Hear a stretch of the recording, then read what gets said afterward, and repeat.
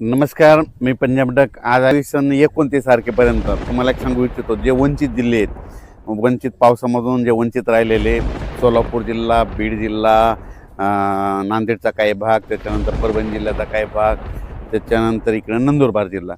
तर ह्या जिल्ह्यात म्हणजे 5 जिल्ह्याला सांगू इच्छितो की परभणी जिल्हा, नांदेड जिल्हा, धाराशिव, सोलापूर आज म्हणजे दुपारनंतर म्हणजे दुपारपर्यंत ऊन पडेल, पण दुपारच्या नंतर 3-3:30च्या नंतर मग काय होणार आहे, काळकुट्ट आभाळ येईल आणि मग ह्या 5-6 जिल्ह्यामध्ये जवळपास 27, 28 आणि 29 तारखेपर्यंत अर्ध्या घंट्याचा 1 तासाचा जोराचा पाऊस पडणार आहे, म्हणून हा अंदाज लक्षात घ्यायचा.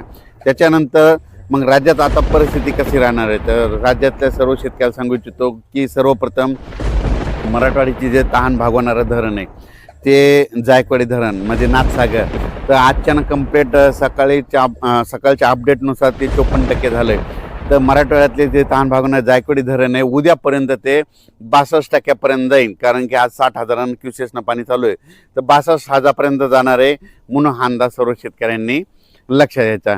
त्याच्यानंतर परत एक तुम्हाला शेतकऱ्यासाठी आनंदाची बातमी, कारण की बंगालच्या खाडीमध्ये एक कमी दाबाचा पट्टा तयार होत असल्यामुळं 29 तारखेला ते काय होणार आहे की इकडं नागपूरकडे येणार आहे. 29, 30, 31 आणि 1 तारखेच्या दरम्यान मग नागपूर, चंद्रपूर, वर्धा, भंडारा, गोंदिया, यवतमाळ, अमरावती, वाशिम, हिंगोली, अकोला, बुलढाणा, शेगाव, खामगाव, मेकर, जळगाव जामोद, जळगाव नांदुरा, जळगाव, धुळे, नंदुरबार आणि त्याच्यानंतर त्र्यंबकेश्वरकडं आणि इकडं गुजरातकडे जाणार आहे.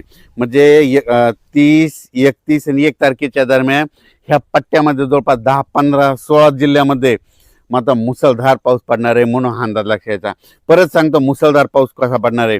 नाशिक जिल्हा, नंदुरबार जिल्हा, धुळे जिल्हा, जळगाव जिल्हा, संभाजीनगरचा उत्तरेकडील भाग, संभाजीनगर, त्याच्यानंतर जालना जिल्ह्याचा राजूर गणपतीच्या तिकडून जळगावपर्यंत म्हणजे जळगाव जिल्हा, जळगावपर्यंत, त्याच्यानंतर इकडं बुलढाणा जिल्हा पूर्ण, अकोला जिल्हा पूर्ण, अमरावती जिल्हा पूर्ण, त्याच्यानंतर इकडं नंदुरबार, आपलं नागपूर, भंडारा, गोंदिया, चंद्रपूर, यवतमाळ आणि वाशिम ह्या पट्ट्यामध्ये काय होणार आहे, मुसळधार पाऊस पडणार आहे. कारण की जे चक्रीवादळ मध्य प्रदेश आणि महाराष्ट्राच्या बांधीनं हे कमी दाबाचा पट्टा असा जाणार आहे आणि गुजरातमध्ये जाऊन मात्र धुमाकूळ घालणार आहे, म्हणून गुजरातच्या शेतकऱ्यांनी हे अंदाज लक्षात घ्यायचा. मध्य प्रदेशच्या बुरहानपूर खंडवा शेतकऱ्यांनी अंदाज लक्षात घ्यायचा. त्याच्यानंतर तिकडं पाऊस पडत असल्यामुळे जे बुलढाणा जिल्ह्यातले कॅचमेंट एरियातले जे छोटे छोटे धरण आहेत त्या धरणात तलावात पाणी येणार आहे. बुलढाणा जिल्ह्यासाठी आनंदाची बातमी, अकोला जिल्हा, अमरावती जिल्हा, वर्धा जिल्हा, भंडारा जिल्हा, संपूर्ण जिल्ह्यासाठी आनंदाची बातमी. पण ते तिकडं पाऊस पडत असल्यामुळे परभणी जिल्हा, नांदेड जिल्हा, त्याच्यानंतर लातूर जिल्हा, धाराशिव जिल्हा, बीड जिल्हा आणि जालना जिल्ह्यात इकडं देखील काय होणार आहे, म्हणजे ह्या 3 दिवसात म्हणजे 27, 28, 29 पाऊस पडणार आहे. पण 30, 31 आणि 1 तारखेच्या दरम्यान परभणी, हिंगोली, नांदेड, लातूर, धाराशिव, बीड आणि संभाजीनगर जिल्ह्यात देखील जोराचा पाऊस पडणार आहे, म्हणून हे परभणी जिल्ह्यातल्या शेतकऱ्यांसाठी आनंदाची बातमी. त्याच्यामुळं अहिल्यानगर जिल्ह्याला देखील पाऊस पडणार आहे, म्हणून अहिल्यानगर जिल्ह्यासाठी आनंदाची बातमी. त्याच्यानंतर इकडं पश्चिम महाराष्ट्रामध्ये सोलापूर, सांगली, सातारा, कोल्हापूर तिकडं सरी मात्र त्या चालूच राहतील आणि कोकणपट्टी घाटमाथ्याचा पाऊस चालू राहील. पुण्याला देखील चालूच पाऊस राहील. त्याच्यानंतर मुंबई इगतपुरीकडे देखील चांगला पाऊस पडणार आहे. संगमनेर, अकोले पडणार आहे. उजर गणपती तिकडे देखील पाऊस पडणार आहे, म्हणून हा अंदाज लक्षात घ्यायचा.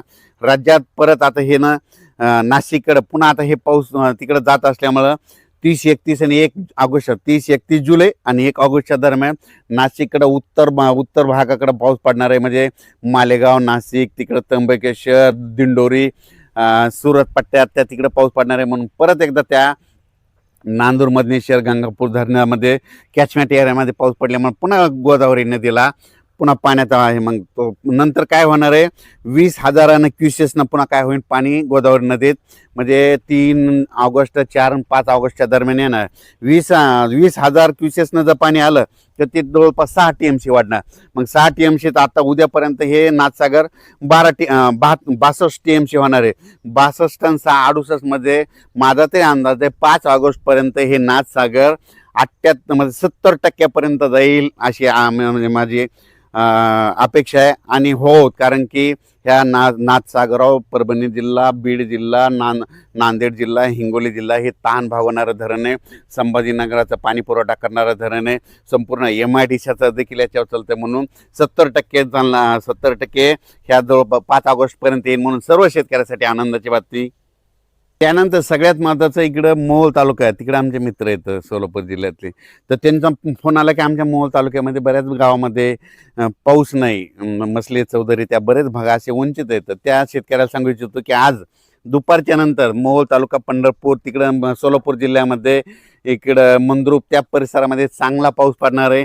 म्हणजे 27, 28, 29 पडणार आहे आणि 30, 31 आणि 1 ऑगस्टचा ते देखील पडणार आहे. म्हणून तुमच्यासाठी आनंदाची बातमी. धाराशिव जिल्हा, इकडे कडा, आष्टी, बीड तिकडं देखील चांगला पाऊस पडणार आहे. इकडे बालमटाकडे त्या परिसरात देखील चांगला पाऊस पडणार आहे. त्याच्यानंतर आतापर्यंत तुम्हाला सांगतो जे वंचित